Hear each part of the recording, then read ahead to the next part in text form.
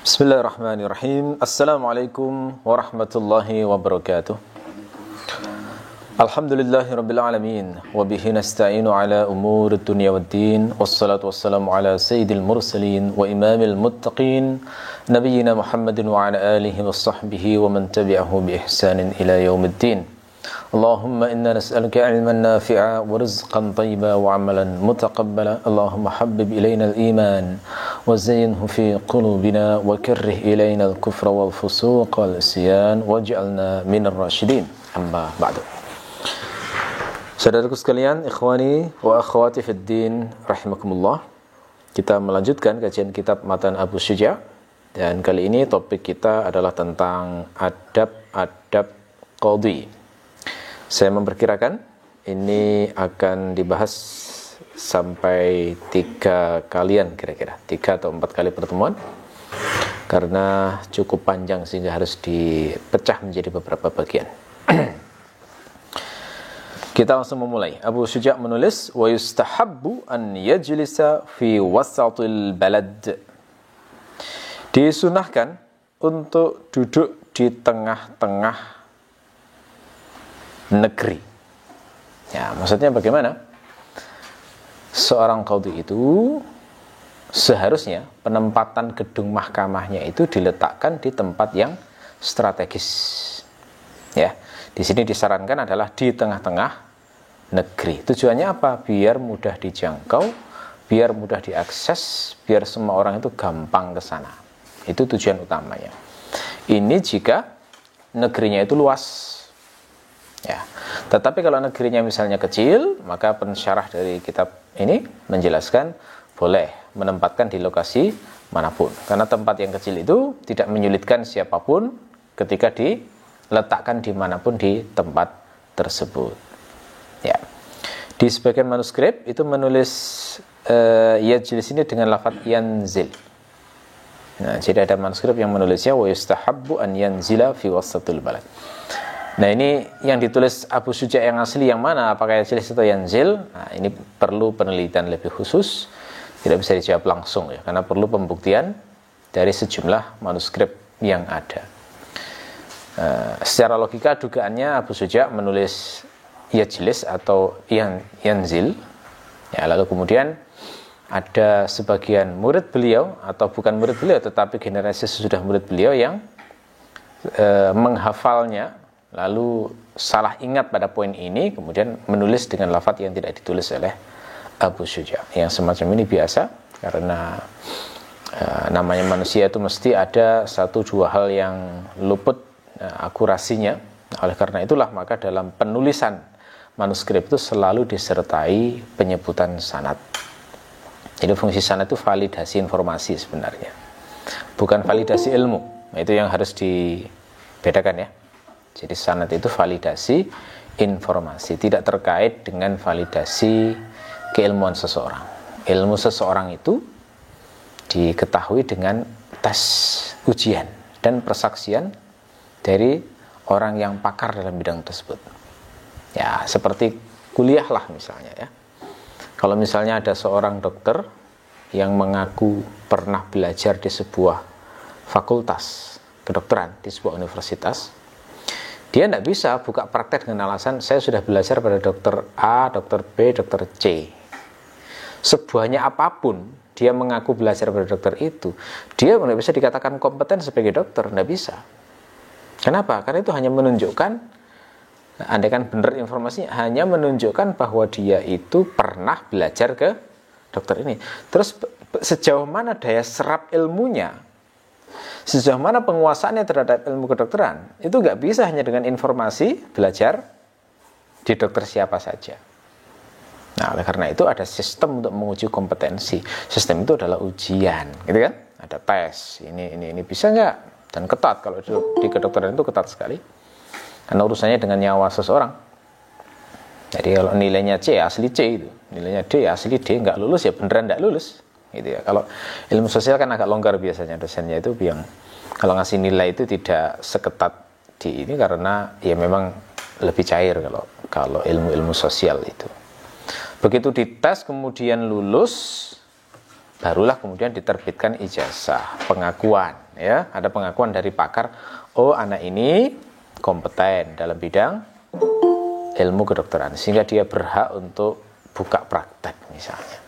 Dan itu pun masih melalui sejumlah tahap, ya, ada tes lagi, harus ada ini, ada ini, untuk menjaga biar yang muncul itu dokter-dokter yang benar-benar berkompeten.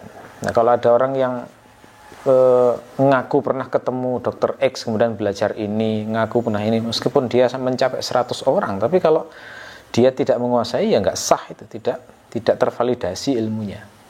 Nah, makanya saat zaman dulu itu ulama itu baru tahu kualitas ulama yang lain itu dengan cara yang semakna dengan ini. Al-Bukhari misalnya, ya, diketahui kedalaman ilmu hadisnya itu setelah dites. Setelah dites oleh sekian ulama, dikasih 100 hadis, sanadnya dibolak-balik, ya, tapi kemudian dikoreksi semuanya oleh Al-Bukhari. Nah, sehingga dengan begitu orang jadi, oh ini kompeten memang. Para ahli hadis sepakat akhirnya. Lalu kemudian ada persaksian ulama bahwa Bukhari ini adalah gini. Jadi itu fungsinya tazkiyah ulama itu. Kalau kita membaca biografi ulama itu kan mesti ada bab yang judulnya Sana'ul Ulama Alaihi, ya, pujian ulama terhadapnya. Itu sejenis persaksian keilmuan. Ya, jadi persaksian keilmuan seseorang itu tidak bisa pakai persaksian awam, tidak boleh. Kalau orang awam itu husnudzon terhadap ulama, oke. Tapi bersaksi ilmunya ulama ini luar biasa misalnya, maka persaksian awam itu tidak akan bisa dipakai untuk merekomendasikan seperti para ulama. Karena yang paling ngerti kualitas ilmu seseorang itu adalah orang yang sepakar, gitu ya, atau di atasnya, yang level keilmuannya sama atau di atasnya, itu baru mengerti kualitas ilmu seseorang. Jadi 1000 orang awam mengagumi keilmuan seorang ulama itu masih kalah dengan penilaian 1 orang ulama yang benar-benar ulama. Nah, namanya begitu ya. Itu. Nah, ini agak saya perpanjang soal sanad ini ya, karena di masyarakat kita kadang-kadang agak kabur menempatkan sanad. Sanad itu adalah validasi informasi. Jadi apakah valid betul infonya apa tidak. Jadi seperti manuskrip yang saya jelaskan contoh perbedaannya ini, itu kebiasaan para ulama zaman dulu adalah menjelaskan bahwa manuskrip saya ini sanadnya ini, maksudnya saya dapat tulisan ini karena saya menyalin dari manuskrip miliknya ulama ini misalnya. Ulama ini menyalin dari ulama ini misalnya. Terus misalnya seperti itu, lalu kemudian terakhir ke pengarang. Biasanya kalau pengarang itu mendiktekan, saya mendapatkan manuskrip ini dengan mendengar pendiktean dari ulama itu sendiri yang mengarang kitab itu. Nah, dengan begitu maka bisa dipastikan kevalitan manuskrip ini. Oh, tulisan ini memang benar-benar asli karangan dari ulama X, begitu. Itu cara menjaganya begitu. Tetapi karena namanya manusia, kadang-kadang terjadi waham, kadang-kadang terjadi silap. Jadi yajlis ditulis yanzil atau yanzil ditulis yajlis misalnya. Kita tidak tahu yang semacam itu harus dilakukan penyelidikan. Nah, kalau memang kitab ulama kayak begini level ketelitiannya, ini beda dengan Quran dan hadis. Kalau Quran hadis itu tidak boleh salah sedikit pun. Kenapa? Karena ketat sekali sejak awal. Dari menghafalnya, kemudian dari proses menurunkannya, menuliskannya itu diteliti betul. Kalau Quran hadis. Kalau kitab ulama lebih longgar sifatnya, sehingga kadang-kadang sejumlah manuskrip itu punya sejumlah versi yang berbeda-beda, gitu ya. Ya, jadi itu ya. Jadi sekali lagi, saran untuk meletakkan mahkamah pengadilan di tengah negeri itu adalah untuk merealisasikan taswiyah, menyamakan semua orang, dan adalah untuk merealisasikan keadilan, sehingga siapapun bisa menjangkau. Jadi tidak dikhususkan pengadilan itu hanya untuk orang-orang yang punya jabatan dan punya status sosial yang tinggi. Fi maudhi'in barizin linnas, di tempat yang menonjol, ya, di tempat yang menonjol untuk orang-orang. Jadi maksudnya gampang terlihat, begitu ya. Jadi jangan sampai nyepit di gang sehingga orang bingung nyarinya di mana mahkamahnya, nah, begitu ya. Jadi anjurannya di sini letakkan di posisi yang baris. Yang baris itu bahasa Arab maknanya zahir, menonjol, tampak, gampang terlihat, ya. Kita kalau ke kota itu kan ada bangunan-bangunan menonjol yang gampang dilacak, gampang diketahui gitulah ya. kita ke alun-alun misalnya ya, terus di sana ada orang bilang, di alun-alun Malang itu di sana ada Ramayana. Nah, itu nggak usah ditunjukkan. Lurus ke sini, belok nggak usah. Pokoknya ke alun-alun, terus kita melihat sekeliling pasti ketemu Ramayana karena menonjol, gitu ya. Supermarketnya itu sangat menonjol, sehingga kira-kira gambaran menonjol atau baris itu seperti itu. Jadi mahkamah itu dianjurkan, disunahkan seperti ini posisinya biar mudah untuk dikenali. Jadi cari lokasi strategis yang mudah dikenali tanpa membedakan apakah penduduk asli atau orang asing.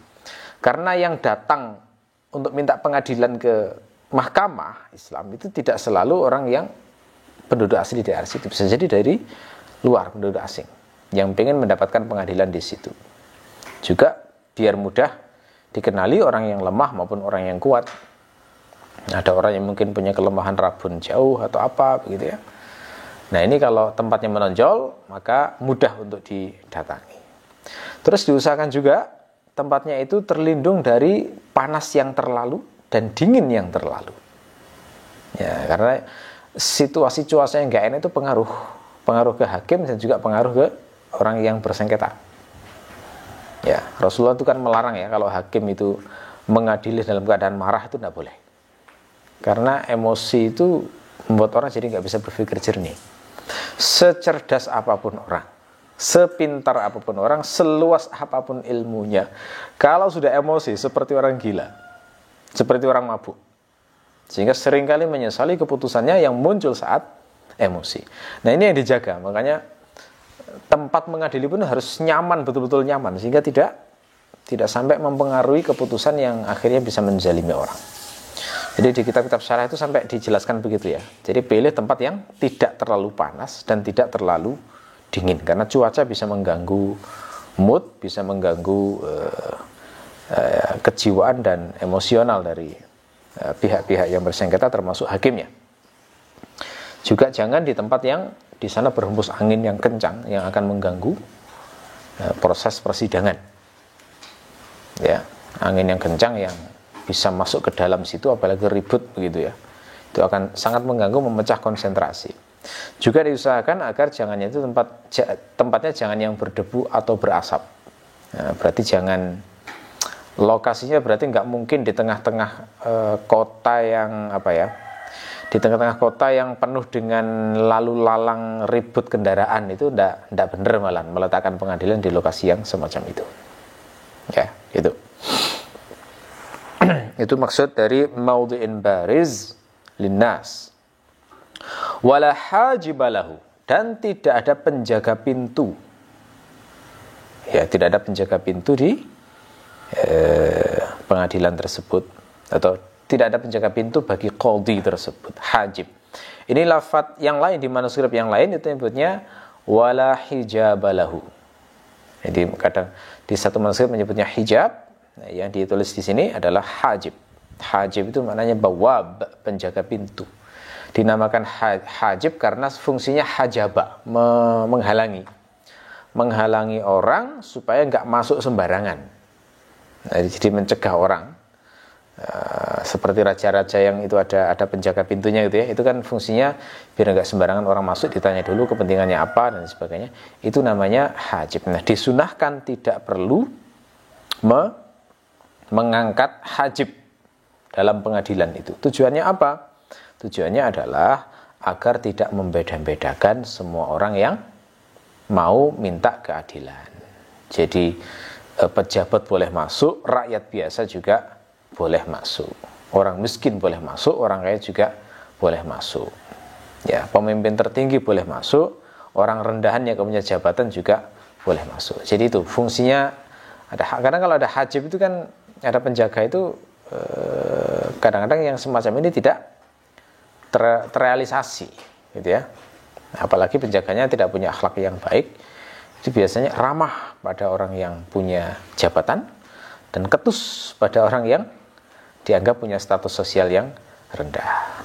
Ya, saya penasaran sebenarnya waktu mengkaji teks ini, kira-kira apa alasan para ulama kok menyarankan begini ya, nggak perlu ada hajib, itu dalilnya apa? Ternyata dalil yang dipakai adalah hadis riwayat Abu Dawud. Rasulullah bersabda semacam ini. Man wallahu Allahu azza wa jalla syai'an min amril muslimin fahtajaba duna hajatihim wa khallatihim wa faqrihim ihtajaballahu anhu duna hajatihi wa khallatihi wa faqrihi. Barang siapa yang Allah memberikan kekuasaan kepadanya untuk mengurus urusan kaum muslimin, kemudian berhijab untuk tidak mengurus kebutuhan mereka, maka Allah akan menghijab darinya, tidak mengurus kebutuhan mereka. Ya, ini ya. Jadi pakai kata ihtajaba. Ihtajaba menunjukkan berarti yang dilarang itu adalah semangat yang dilarang adalah mental cuek, mental tidak ngurus kebutuhan orang, tidak peduli dengan kesulitan orang. Ya, di sini lafadznya pakai kata hajah, khallah dan faqr. Ya, ini sebagian ulama menjelaskan ini semuanya diterjemahkan kebutuhan sebenarnya. Hajah. Cuma tingkatnya berbeda. Hajah itu kebutuhan biasa, sekunder lah katakanlah. Kebutuhan sekunder, dia butuh, senang kalau dapat itu, tapi kalau enggak ya tetap bisa hidup. Itu namanya hajah. Ya, pingin anaknya sekolah misalnya, tapi enggak punya uang untuk membayar masuk misalnya. Nah, itu termasuk hajah istilahnya. Kalau khallah itu kebutuhan yang levelnya lebih tinggi dari itu, lebih mendesak. Karena khallah itu kayak dari kata khalal itu lubang. Jadi ada semacam lubang menganga dalam dirinya kalau sampai kebutuhan itu tidak terpenuhi. Nah, itu dinamakan khallah. Ya, misalnya dia orang yang bersyahwat besar, butuh nikah, sudah ada calonnya. Ya, dia khawatir melakukan perbuatan zina, dia sudah wajib hukumnya untuk menikah itu. Tapi dia terhalang, nggak bisa nikah karena nggak bisa bayar mahar misalnya, diminta bayar uang panai misalnya ya, kalau di daerah Makassar atau Sulawesi, dia nggak sanggup itu. Terus dia butuh bantuan menyelesaikan ini. Nah, ini dinamakan khallah semacam. Khallah itu kebutuhan yang lebih mendesak dari hajah. Nah, faqr itu paling tinggi, itu sudah levelnya sudah ittirar, sudah faqr itu kebutuhan yang sifatnya sudah daruri, sudah darurat banget. Ya, kalau misalnya tidak mendapatkan kebutuhan itu bisa mati dia. Ya, itu. Misalnya sakit parah yang perlu operasi, kalau nggak dioperasi tewas misalnya. Nah, itu termasuk faqr, atau dia nggak punya uang, nggak bisa makan, sehingga kalau nggak dapat uang mati dia. Itu faqr. Jadi Rasulullah menyebut semacam ini, jika tafsir ulama yang semacam ini diikuti, maka maknanya Rasul itu memerintahkan kalau orang itu punya kuasa, beresi semua kebutuhan manusia tanpa membedakan level kebutuhan mereka. Nah, terus kayak gini itu indah ya kalau dikajikan pada para politisi, para negarawan.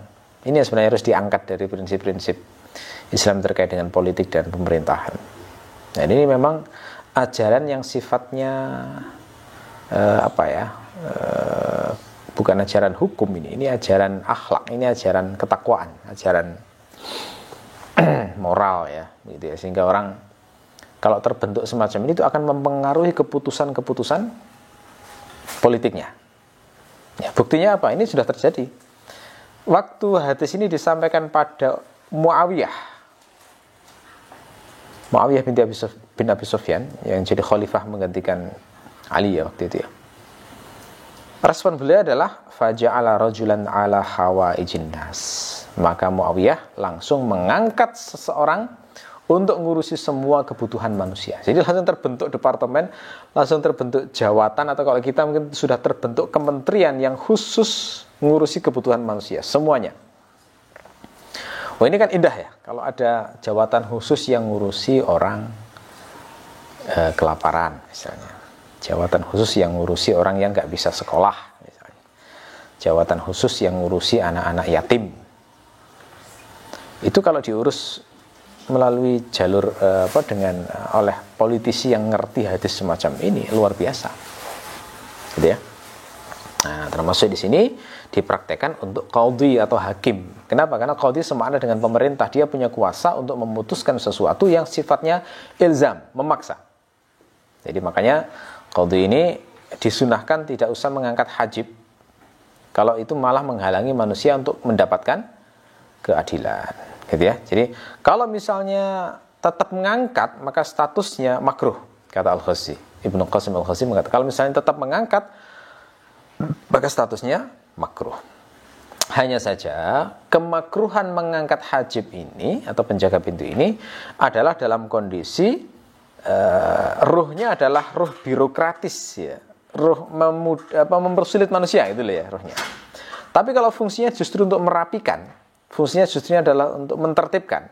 Jadi biar nggak gerudukan, nggak teratur, yang malah yang datang dulu malah nggak dapat masuk, yang kemudian itu malah datang yang diadili dulu, yang ini kan malah nggak adil ya. Nah semacam ini kalau ada petugas khusus yang mengatur adanya kondisi ruwet semacam itu, maka menjadi boleh, jadi tidak makruh jadinya, gitu ya. Nah Al-Mawardi itu memberikan penjelasan kalau misalnya mengangkat hajib itu hendaknya memiliki kualifikasi sifat-sifat tertentu. Di antaranya apa? Misalnya dia punya sifat iffah. Sifat iffah itu artinya menjaga diri untuk tidak melakukan yang haram. Jadi anti sogok misalnya. Kan ada orang-orang yang bisa jadi mau dapat pengadilan minta didahulukan kasih uang. Nah ini kalau penjaganya nggak punya sifat iffah, akan diterima itu merugikan yang lain. Terus dianjurkan juga punya sifat adil. Jadi adil itu ya bisa memberikan keputusan yang sesuai dengan perintah Allah terkait dengan manusia yang berbeda-beda itu. Juga punya sifat amanah. Terus posturnya dianjurkan yang berpostur bagus, jamilul manzur katanya, gitu ya. Kemudian punya keterampilan komunikasi yang baik, karena nanti kan ngatur banyak orang ya. Bisa menempatkan manusia sesuai kadarnya. Kalau yang tua dihormati karena ketuaannya, kalau dia ulama dihormati dengan keulamaannya, gitu ya. Kalau dia orang yang miskin maka disayang, dikasihi karena kemiskinannya. Ya, kalau ke wanita ya menjaga matanya dan sebagainya ya. Itu menempatkan manusia inzalun nas manazilahum. Ya, gitu ya, menempatkan manusia sesuai dengan kadar masing-masing. Sifat yang lain hendaknya dia juga jauh dari hawa nafsu. Terus dari sisi karakter itu harus moderat antara keras dan lembek. Jadi hajib itu kalau punya sifat keras nggak cocok. Sifat keras itu cocok untuk penegak hukum. Polisi, tentara itu memang cocok. Militer harus keras karena dia di medan perang soalnya. Tapi kalau misalnya pengasuhan anak yatim harus dominan rahmahnya, lembutnya yang dominan. Nah, kalau yang semacam ini itu harus pertengahan itu. Dia bisa tegas, bisa juga lunak. Karena yang dihadapi macam-macam. Gitu ya. Kalau ada orang yang mau minta keadilan, terus dia itu orang yang bahasa Jawanya megotok. Dia orang yang istilahnya susah diatur, sombong dan merasa benar sendiri, harus dikerasi, ditegasi sifatnya.